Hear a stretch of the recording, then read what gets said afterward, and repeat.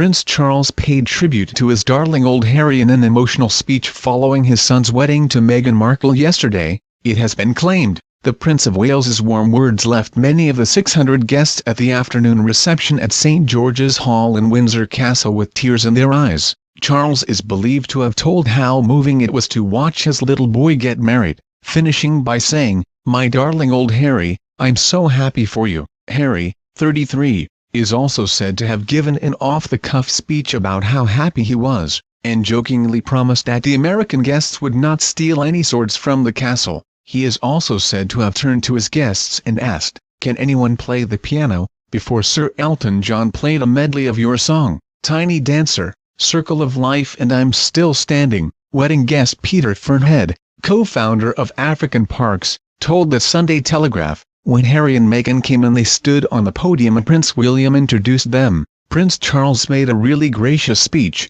It was amazingly endearing. He's got a wonderfully dry sense of humor." Prince Harry was charming about Meghan. "They are so clearly in love." "We all had a tear in our eye." It has already been revealed that Charles's speech at the reception was well received by guests, as he made jokes about changing his son's nappy. The next in line to the throne joked with guests at the afternoon reception in St George's Hall, which was hosted by the Queen, as Charles claimed Harry had turned out well. After the speech, Sir Elton performed a number of songs to the 600 guests in attendance who tucked into canapes and cake. A guest at the reception said, "There was no mention of Diana in the speeches." Charles spoke about feeding Harry a bottle and changing his nappy, and then said look how well he turned out. That's about as embarrassing as it got. Harry is said to have also wowed the audience with his comments about the U.S. guests, and was cheered when he referred to himself and Meghan as "my wife and I." He told the people, he promised that all the Americans wouldn't steal the swords and said please,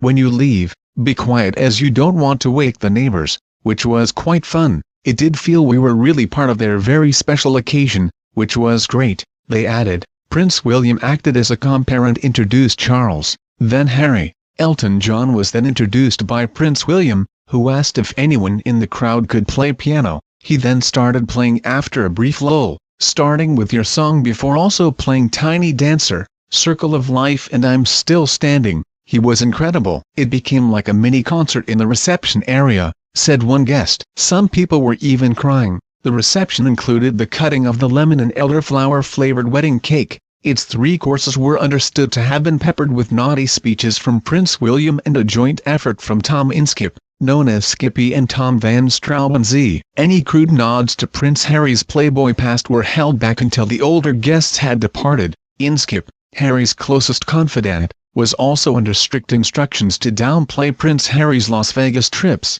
all before he met Meghan. Guests are also understood to have returned to London late last night for an after party at celebrity favorite Chiltern Firehouse in Marylebone. Another party had been planned in a soundproof private home in Chelsea. It was quite a contrast with the earlier stand-up wedding breakfast in Windsor Castle St George's Hall, which saw 600 guests enjoy bowl food and canapes such as Scottish langoustines wrapped in smoked salmon, croquette of confit Windsor lamb and champagne and pistachio macarons. Harry and his father then gave speeches. Suhani Jalota, the founder of the India-based Mina Mahila charity, said of Harry's speech, "He was talking about his wife. Everybody was clapping because it was the first time he was using that term for Meghan, so it was really nice."